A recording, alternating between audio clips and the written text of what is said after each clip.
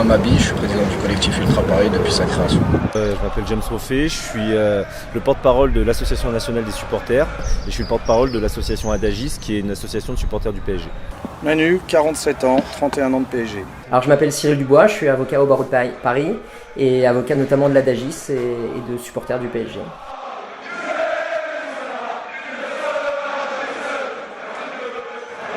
Moi c'est Mika, je suis vice-président du collectif Ultra Paris. Nicolas Orcade, je suis sociologue et je travaille plus particulièrement sur les supporters de football.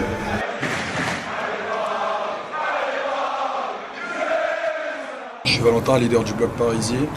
Je suis Bertrand Métayer, journaliste au service des sports du Parisien. Cyril Moreau, sous-préfet, je suis le directeur de cabinet du préfet de la Somme, donc en charge des questions de sécurité pour l'ensemble du département. Alors bonjour, je m'appelle Pierre Barthélémy, je suis avocat et je donne régulièrement des coups de main à des associations de supporters. Yves Leroy, journaliste à la rubrique PSG du Parisien aujourd'hui en France.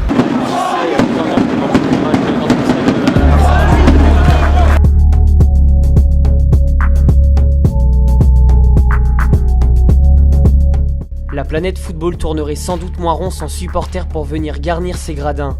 En France, comme dans tous les pays du monde, les tribunes des stades rassemblent familles et groupes d'amis. Le mouvement ultra possède en son sein un peu des deux.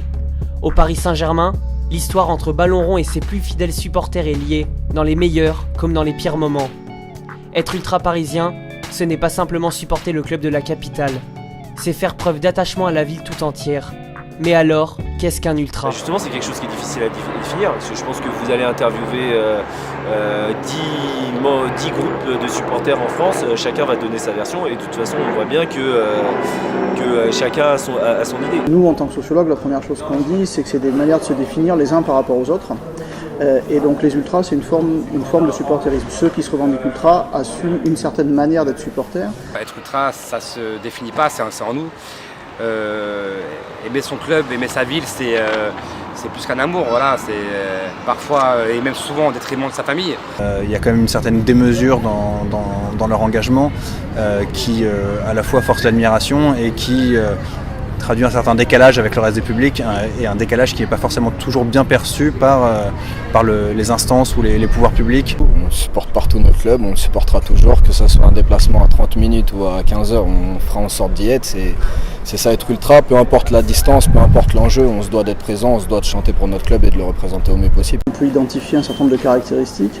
D'une part, un investissement très fort dans le soutien à l'équipe, spectaculaire avec l'organisation des tifos, organisé avec tout un ensemble de gestuels qui sont structurés par le groupe, donc un investissement fort dans le soutien à l'équipe, à travers une structure associative, ce qui va les différencier de groupes de supporters qui sont constitués en forme de bande. C'est une organisation vraiment à part et que les groupes ultras sont un peu les... on va dire un peu les syndicalistes des tribunes. C'est juste l'expression de la passion au niveau le plus fort, avec un encouragement indéfectible et un attachement à une ville, à un club, à des couleurs. C'est une sensation qui est indescriptible. Voilà, c'est comme me disait un ami à moi, c'est notre religion c'est Paris, notre politique c'est Paris. Et dernier point qui là va les distinguer des hooligans, c'est le rapport à la violence. Les hooligans assument complètement le passage à la violence qui est une activité centrale pour eux, alors que les ultras ont un rapport beaucoup plus ambigu. La violence fait partie de leur répertoire d'action, mais ils ne le recherchent pas de manière systématique parce qu'ils savent que s'ils sont trop souvent violents, ça les discrédite en tant que groupe de supporters. Le mouvement ultra existe au Paris Saint-Germain depuis, pas depuis la naissance, mais au moins depuis les années, la fin des années 80, les années 90.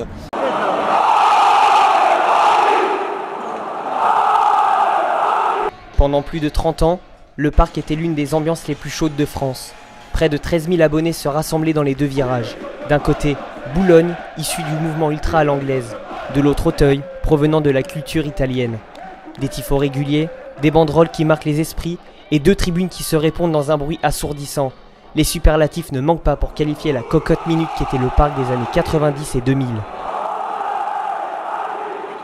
Sans être chauvin, je pense que vraiment on avait les deux meilleures tribunes de France. Bon, avec les Stéphanois et avec les Stéphanois, on va s'arrêter là. On avait une ambiance de folie. Tous les matchs étaient différents, effectivement, parce que on avait des matchs combat, on va dire ça, c'est les classicos que tout le monde connaît. Quand il y avait un PSG OM, c'était voilà, c'était comme c'était la Ligue des Champions aujourd'hui, quoi. Au fil des années, il y a un peu un antagonisme qui se crée entre les deux virages, avec un virage Boulogne qui, le premier, se politise, est marqué par une identité à droite, voire très à droite, infiltrée par certains groupes d'extrême droite. Et puis dans le virage Auteuil, un virage plus populaire, plus métissé aussi. L'opposition Boulogne-Auteuil, elle a plusieurs causes. Elle a d'abord le fait que Boulogne est la première tribune, qui a une certaine antériorité. Et quand Auteuil s'affirme, Boulogne a pris soin, de manière plus ou moins forte, de rappeler sa supériorité, notamment en termes de force physique. Ensuite, il y a une opposition qui est liée au fait que le club de Boulogne revendique essentiellement le modèle anglais, même s'il y a les boys, et que le virage Auteuil revendique essentiellement le modèle italien. Puis pour moi, les années 90, c'est aussi des moments où le club, surtout la fin des années 90 et début 2000, où le club a eu quelques difficultés sportives, mais le public était toujours là, les supporters étaient toujours là. À notre époque, les années 90, c'était une ambiance de folie, de joie, avec beaucoup d'entente entre l'équipe et les supporters. Entre eux aussi, il y a plusieurs chants différents. Ce qu'il faut voir, c'est que dans les années 2000, l'ambiance du Parc des Princes était la meilleure ambiance en France pour des raisons relativement simples qui sont liées à l'acoustique du stade, qui est une acoustique extraordinaire, et d'autre part parce qu'il y avait des groupes de supporters extrêmement puissants au Parc des Princes dans les années 2000. Dans des moments difficiles, ils sont toujours là, que c'est du début jusqu'à la fin. Un soutien comme ça extrême, c'est très important pour les joueurs. Voilà, après, il peut arriver qu'il y ait des sifflets, c'est normal quand il y a des mécontents et surtout quand les joueurs ne procurent pas un beau jeu. Mais dans l'ensemble, c'est primordial. Ce qui aurait pu aussi être juste une rivalité saine a été miné au fur et à mesure des années avec des actes de violence. Le 28 février 2010, la violence atteint son paroxysme. Les abords du stade de la Porte de Saint-Cloud perdent tout contact avec l'excitation d'un classique entre Paris et Marseille. Environ 1 heure avant le coup d'envoi, une violente bagarre éclate entre les Supras Auteuil et la branche la plus violente des Boulogne Boys. Yann Laurence, un supporter du COP, y perd la vie. Quelques mois après le drame, le président du PSG, Robin Leproux, met en place son plan de sécurité. Il y prévoit la dissolution des associations de supporters et l'instauration du placement aléatoire. 13 000 personnes perdent leur passion pour une minorité d'individus. Il y avait eu plusieurs alertes. Il y avait déjà eu un drame en 2006. Celui de 2010, pour moi, est abominable parce que je n'arrive pas à concevoir qu'au XXIe siècle, on puisse s'acharner sur une personne à terre. À la base, le plan Leproux, quand on a été à la réunion avec justement Robin Leproux et d'autres dirigeants du club, ils nous avaient vendu ça comme un plan sur 6 mois, voire 1 an. Il a duré 6 ans. Quand on parle de plan Leproux, en fait, il y a différentes périodes. Au départ, le plan Leproux est une mesure exceptionnelle à une situation exceptionnelle et qui est relativement justifiable finalement. On est sur des conflits extrêmement violents entre factions rivales, donc on fait un plan d'exception pour résoudre les problèmes, ça peut se comprendre. Les dirigeants de l'époque estiment encore aujourd'hui qu'ils n'avaient pas le choix, qu'on est arrivé à un point de non-retour, que les violences étaient trop importantes. Quand vous avez une direction, des directions successives qui ne s'assument pas, voire qui jouent avec les rivalités et que dans le même temps vous avez des pouvoirs publics qui ne prennent pas leurs responsabilités, fatalement un jour ça devait mal se terminer. Ce qu'il est possible pour un dirigeant de club de sélectionner ses supporters, c'est est-ce que c'est souhaitable et quel problème ça pose. Le problème que ça pose en France au-delà du cas de Paris, c'est que la plupart des stades sont quand même des propriétés publiques et du coup si on interdit de fait une partie de la population de pouvoir accéder au stade, ça pose des questions qui dépassent le club lui-même. Juridiquement, il n'y a pas grand-chose à dire sur l'instant. Après, en fait, c'est plus ces modalités et le fait de l'avoir rendu de temporaire à pérenne qui pose problème. Parce que pour exclure des milliers de personnes du Parc des Princes juste sur le seul fait qu'elles aient appartenu à une association de supporters ou qu'elles contestent le plan Leproux, on rentre dans la discrimination avec la constitution de fichiers illégaux, avec l'annulation ou le refus de vente des billets de manière complètement illégale. Beaucoup ont tourné le dos au PSG après ce plan Leproux, mais ceux qui ont continué à vouloir se combattre, pour les écarter des stades, on a employé plusieurs méthodes, celles dont je vous parlais précédemment, c'est-à-dire la blacklist. On les a soit blacklistés, soit on a interdit leur place, soit les préfectures de police ont multiplié les arrêtés restreignant leur possibilité de déplacement. Il y a eu 7 ans de protestation. Avec l'association Adagis, il y a eu aussi beaucoup de procédures qui ont été mises en place, comme les procédures contre les IAS qui étaient abusives, la blacklist, liste noire, par rapport à la CNIL. Juridiquement, le club et les pouvoirs publics ont mis en place toute une série de mesures qui nous sont très vite apparus illégales, et en tout cas abusives, puisque pour punir 300-400 fauteurs de troubles, visiblement, d'après les estimations des forces de l'ordre, on a décidé de punir 13 000 personnes. C'était tout simplement une liste de personnes qui étaient considérées comme indésirables, alors qu'ils n'avaient jamais été condamnés pour des faits, enfin en gros, ils n'étaient pas sur le coup d'interdiction de stade. Donc c'était à la discrétion du PSG en toute illégalité. Aller jusqu'à Barcelone, ne pas pouvoir entrer dans le stade, aller jusqu'à Berlin, jusqu'à Dublin, enfin voilà, on a fait le tour d'Europe et de France, à chaque fois on était bloqué, soit sur une aire d'autoroute, soit à l'entrée des villes, soit à l'entrée du stade. Il a été massivement dans l'illégalité et ça a été constaté d'abord par la CNIL qui a mis à 2 fois en demeure le Paris Saint-Germain de respecter les règles en matière de conservation et d'utilisation des données personnelles. Ça a ensuite été constaté par le juge judiciaire qui a sanctionné plus d'une quinzaine de fois le Paris Saint-Germain pour des annulations ou des refus de vente de billets. La radicalité qui était aussi réclamée par les pouvoirs publics qui n'en pouvaient plus, c'était plus supportable. Voilà, l'idée qu'un supporter puisse mourir en marge d'un stade de foot n'était pas acceptable. C'était mal fait, ça a été mal présenté, ça a été mal appliqué. C'est sûr qu'il fallait faire quelque chose après la mort de Yann Laurence. C'est sûr qu'il fallait faire quelque chose. Mais je pense qu'ils ont complètement mis de côté le dialogue pour jouer que la répression. Le plan Le Prou qui met un terme au virage ultra du PSG et avec un placement aléatoire. Et donc pendant plusieurs années, jusqu'en 2016, on n'a plus de supporters ultra au PSG. Après plus de 6 années de contestation et de combat pour les libertés individuelles, une partie des ultras parisiens peuvent retrouver le Parc des Princes le 1er octobre 2016. Sous une bannière unique, le collectif Ultra Paris entend représenter le mouvement ultra rouge et bleu dans son ensemble. 6 associations de supporters composent le CUP, la Cassos Team, LPA, LCC, Notesia, les Paria Cohortis et les Ultra Paname. De nombreux sympathisants viennent s'y ajouter, portant le nombre d'adhérents à 2800 en 2018. Mais ça n'a plus rien à voir avec ce que l'on a pu connaître. Tout est encadré. Au moindre débordement, les sanctions tombent. Et ça a posé problème au Paris Saint-Germain, parce que le Paris Saint-Germain souhaitait diffuser une image de passion autour de son club. Or, quand pour les petits matchs, les tribunes ne sont pas complètement pleines, ou pour les gros matchs, il n'y a pas énormément d'ambiance, ça ne cadre pas avec l'image que le PSG veut renvoyer. Donc c'est pour ça qu'ils ont cherché à réintroduire des supporters.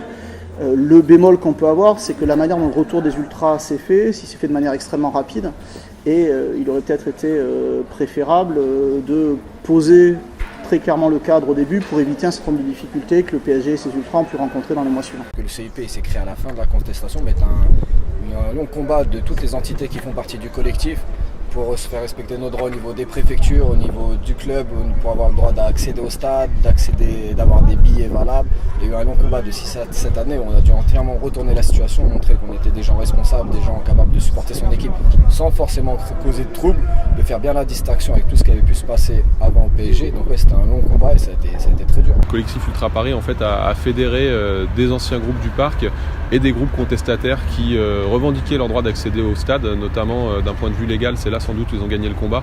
Ils ont tenté des actions contre les interdictions de stade abusives, contre la blacklist du PSG. Et il y a 2 ans, on a décidé de créer un collectif pour regrouper tous les groupes contestataires afin de peser au niveau nombre. Et à partir de là, le club a décidé d'engager des discussions avec nous. Et puis ils ont eu des victoires au tribunal. Et ensuite, quand les ultras se sont fédérés entre eux, ils ont été beaucoup plus audibles et ils représentaient une force qui devenait difficile à contourner. Ça a coïncidé avec le moment où le PSG a recherché de l'ambiance dans ses tribunes. Et donc, il y a un dialogue qui s'est ouvert et petit à petit, retour des ultras au Parc des Princes. Et de fil en aiguille, on a réussi à se mettre à une table avec le club et à pouvoir revenir petit à petit. Et depuis août, on est abonné. Donc petit à petit les choses ont été faites, ont été longues, on n'a rien lâché et maintenant heureux d'être là. Il y a une fierté de l'ensemble des responsables du collectif parce qu'on est parti vraiment de rien, avec tout le monde contre nous. Petit à petit on a essayé de faire changer la vie des gens, de montrer une bonne image. On a réussi à discuter avec le club. Au final sur la première année on savait que c'était un peu un test, de voir comment ça se passait. passé. Et non, aujourd'hui c'est une fierté de voir que le club nous soutient, que le club marche avec nous, d'avoir un agrément au ministère des Sports, une convention avec le PSG. Donc non, on est fiers de ce qui se passe, c'est des trucs qui ne se sont jamais passés avant. Le fait de pouvoir recréer une atmosphère, ça on peut dire que c'est quelque chose qui a été plutôt réussi et qu'ils ont réussi à entraîner pas mal de monde. On voit aujourd'hui que, alors j'ai pas les chiffres, mais on sait qu'il y a déjà plus de 2000 membres et on sait pertinemment qu'ils entraînent quand même beaucoup de monde. La situation s'est pacifiée, donc c'est une réussite. Après, on peut estimer qu'il y a eu beaucoup de dommages collatéraux chez beaucoup de supporters. 13 000 abonnements suspendus, le système des abonnements aléatoires. Il y avait un côté peut-être jusqu'au boutiste.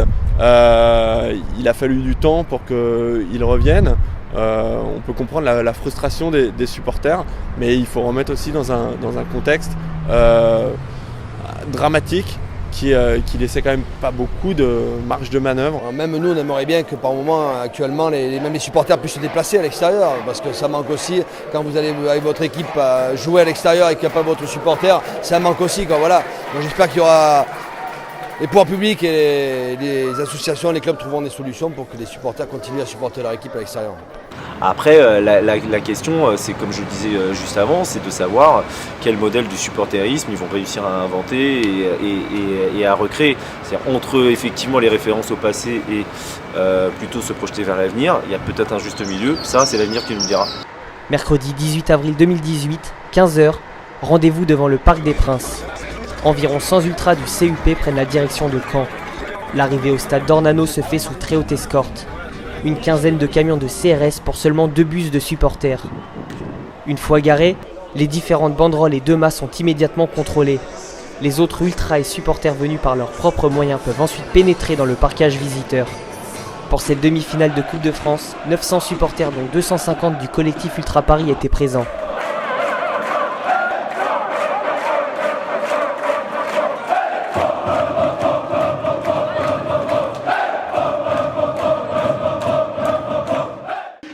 Lors d'un déplacement, le but est simple. Être 10 fois moins que le club local, mais se faire entendre 10 fois plus. Pour cela, l'organisation est majeure et ressemble à un véritable casse-tête. Parce que c'était un point très très difficile pour nous. On s'est retrouvés au début du déplacement où on avait par exemple 300 inscrits. On s'est retrouvés le jour du déplacement, on avait d'écart. On se retrouvait à 150-200, on avait un écart de recettes de 100 personnes. Donc maintenant on a mis une autre politique en place, d'autres mesures ont été prises. Et voilà, il faut consulter les sociétés d'autocars, parce que maintenant on prend des supporters ultra à Paris, c'est très très difficile. Lors du match entre le Stade Malherbe de Caen et le Paris Saint-Germain, la victoire est totale. Sur le terrain, comme en tribune. Aucun incident n'est à déplorer. De quoi satisfaire Mika, vice-président du mouvement ultra parisien. Dans le calme et la joie d'une soirée réussie, le public rouge et bleu peut rallier la ville lumière endormie. Si celui-là s'est bien passé, ce n'est pas toujours le cas. Les déplacements de supporters sont l'un des principaux problèmes du mouvement ultra. Bien souvent, les autorités préfèrent éviter tout risque. La responsabilité d'interdire ou de limiter un déplacement revient à la préfecture où se localise la rencontre. Comme du côté supporter, l'organisation d'un déplacement est majeure pour les pouvoirs publics. Alors ça nécessite, en amont de ce déplacement de supporters, une réunion, on va dire entre 15 jours et une semaine avant la date du match, où on étudie avec le club qui va se déplacer l'ensemble des éléments factuels, c'est-à-dire le déplacement de l'équipe, le déplacement des supporters, avec évidemment les forces de sécurité, que ce soit gendarmerie, police, mais aussi les pompiers, le SAMU, la sécurité civile, donc pour regarder ensemble toutes les conditions pour que le match se déroule dans les meilleures conditions possibles. Les groupes de supporters protestent contre des interdictions de déplacement qu'ils jugent abusives. Avec l'aide de la justice, des solutions commencent à se mettre en place pour les groupes d'ultra qui souhaitent supporter leur club à l'extérieur. Alors c'est devant le juge administratif, il y a beaucoup de recours qui ont été déposés et certains qui ont commencé à être jugés. Et récemment, il y a eu 3 annulations d'arrêtés d'interdiction de déplacement.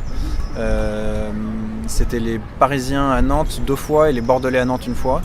Et le juge a considéré que ces arrêtés-là et ces interdictions de déplacement, elles étaient illégales parce qu'elles visaient spécifiquement les supporters qui appartiennent à des associations de supporters dissoutes, qui étaient un moyen à l'origine en fait de viser les supporters qui étaient dans les associations de supporters du PSG avant le plan Leproux et qui est devenu un peu un tic de rédaction dans beaucoup d'arrêtés. Et le juge considère que soit il y a un problème à raison de la présence même de supporters visiteurs, et dans ce cas-là, on peut regarder de la légalité de la décision, soit il n'y a pas de problème et on ne prend pas de décision. Mais on ne peut pas dire j'interdis seulement les gens qui ont appartenu à des associations de supporters, parce que 95% des gens dans ces associations n'auront jamais rien fait de mal. Le PSG a subi depuis le début de la saison 2017-2018 4 limitations et une interdiction totale.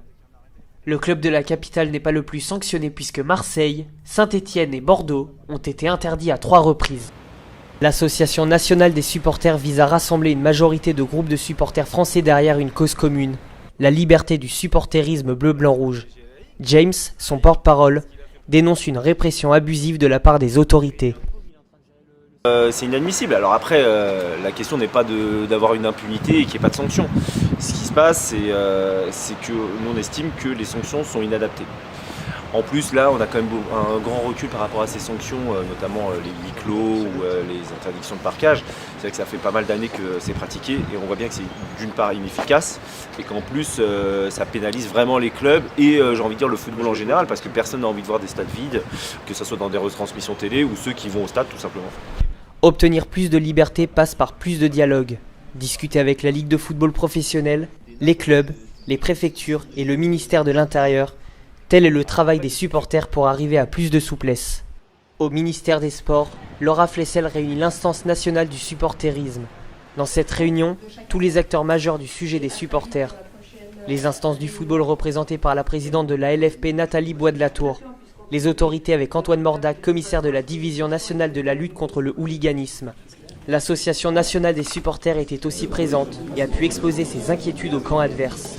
La ministre des Sports a quant à elle souhaité rappeler l'importance de concilier supporters et sécurité. Les supporters, ce sont des gens qui sont passionnés et qui viennent en fait supporter, accompagner leur équipe. Donc du coup, on est dans un écosystème où chacun a sa place. On a vu que pendant, depuis quelques années, des dysfonctionnements. Et l'idée de l'instance, c'est justement de répondre à ces inquiétudes, de parfaire, les avancées pour que le sport, les stades, les lieux de compétition restent un lieu, positif d'action et de messages valorisants. Une décision forte est ressortie de cette réunion. Une période de test qui devrait débuter dès la saison 2018-2019.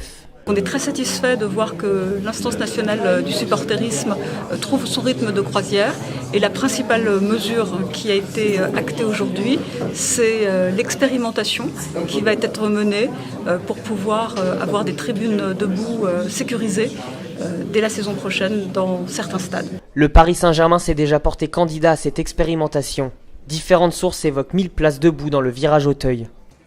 Si ce côté du Parc des Princes a retrouvé de la ferveur, l'autre virage sonne toujours aussi creux. Mais 45 jeunes ultras tentent d'y remédier.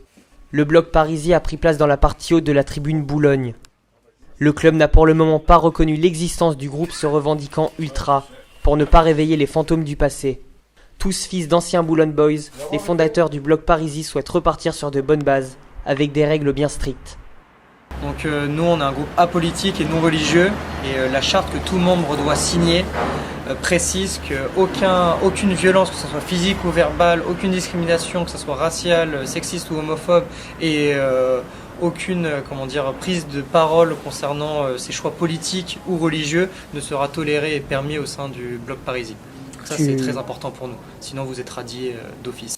Comme tout groupe ultra qui se respecte, passage obligé par la préparation de matériel. Ce jour-là, la désormais célèbre bâche Liberté pour les ultras. S'il leur est impossible de rentrer tambour, mégaphone et autres banderoles dans le Parc des Princes, d'autres actions sont possibles pour tenter d'exister.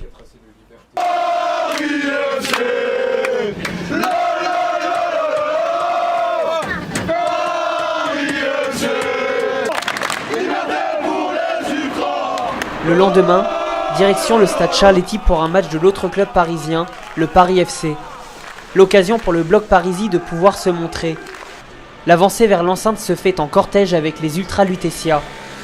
Cette rencontre leur permet de tisser une amitié avec le groupe de supporters du PFC. À travers cette journée, la jeunesse du bloc peut vivre sa passion sans restriction.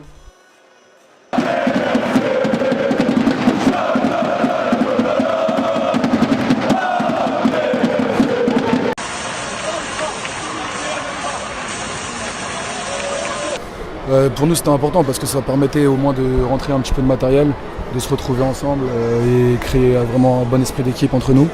Derrière, on a pu montrer quelques messages qu'on voulait envoyer à la direction du parc et à toutes les directions françaises avec la petite bâche Liberté. Envoyer un message à la direction, telle est la volonté du bloc Parisis. Mais voir le PSG créer un virage du côté de Boulogne paraît peu envisageable à court terme. Non, il n'y a pas forcément d'intention de la part du club de créer un deuxième COP ou un deuxième virage bruyant et festif avec une organisation d'ultra.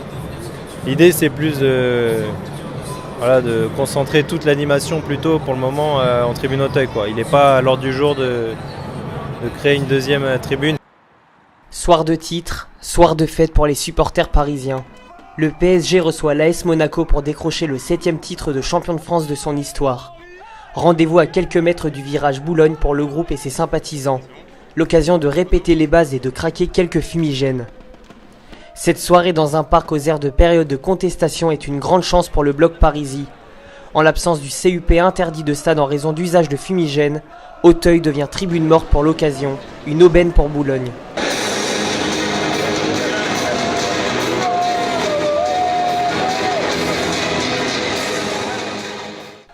Une fois dans le stade, la fête est mitigée.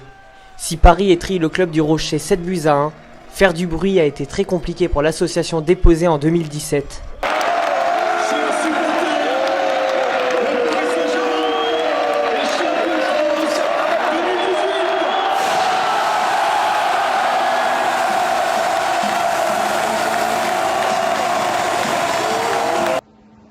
De la porte de Saint-Cloud à la porte des Lilas. Pour le collectif Ultra Paris, la fête se faisait bien loin du Parc des Princes. 150 ultras se sont réunis dans un bar pour manifester leur mécontentement contre la décision de huis clos partiel. Pour eux, le match se passe devant un écran géant, ce qui ne les empêche pas de donner de la voix pendant 90 minutes.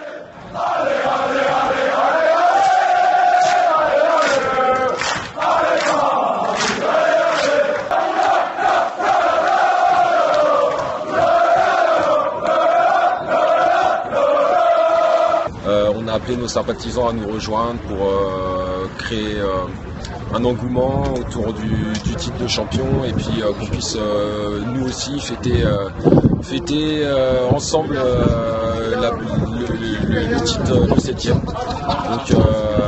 Donc voilà, plutôt que de rester chacun chez soi, on a préféré la convivialité à les mesures imposées par la Ligue qui a fermé notre tribune pour ce match. Une fois le titre acquis, la fête se poursuit du côté du pont d'Iéna. Environ 600 membres du collectif Ultra Paris se sont réunis pour fêter le titre de champion de France, mais aussi pour protester contre les sanctions données par les instances du football. Au programme, craquage massif de fumigènes sous les yeux de la Dame de Fer. Pour eux, la plus grande des victoires serait d'obtenir plus de liberté.